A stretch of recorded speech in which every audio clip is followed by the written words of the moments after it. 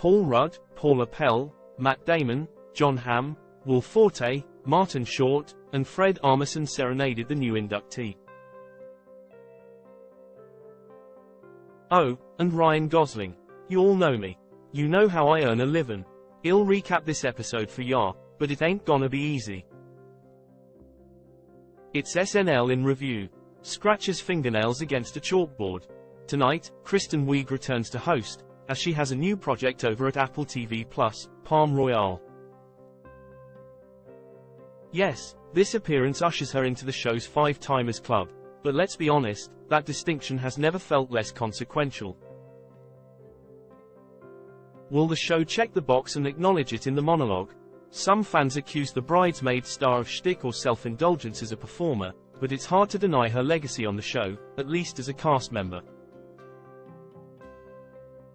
She was a centerpiece the last time the show was truly firing on all cylinders.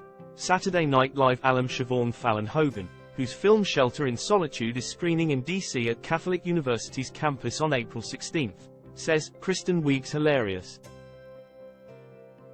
I love that she is an upstate New York, Rochester gal.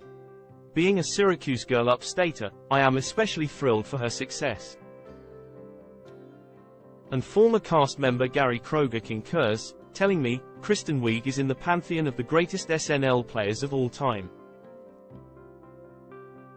Going back to the beginning, including John Belushi, through Eddie Murphy, to Phil Hartman, to Will Ferrell.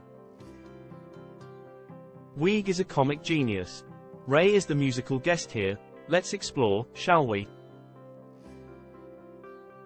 The March Madness post-game coverage on TBS. Charles Barkley, Kenan Thompson, is more comfortable discussing world affairs on CNN than watching this year's NCAA tournament. This year's women's tournament is where it is at. Caitlin Clark is the big story, and making a lot of endorsements. She is so cool. The crowd loves this talk. The men's teams this year are not nearly as fun. LSU women's basketball coach Kim Mulkey, Heidi Gardner, is tough. But she's also not watching. And, that's that, Gardner awkwardly enters the wide shot early for the LFNY. Not much of a cold open premise this week. Worth skipping this one, folks, unless you've really been loving this year's March Madness coverage. Paul Rudd cameos to welcome Wiig into the Five-Timers Club. Paula Pell, former SNL writer playing an audience member, thinks it is sweet that Wiig is excited to get her jacket. Matt Damon messes up his math while also referencing his goofy Brett Kavanaugh impression. He's hosted twice, but wearing a jacket, seems they're just giving these things away. Wiig is concerned the jacket has lost all meaning.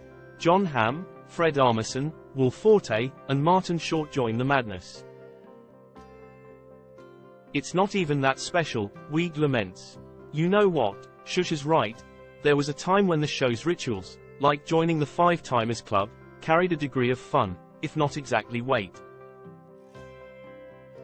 But in today's rudderless, leaderless era, these elements of the show have become just so perfunctory. I know it, you know it, the show clearly knows it. The comedy equivalent of decades of scar tissue and cartilage, the show's habits and superficial fan service increasingly challenge the entire purpose of being a live comedy show.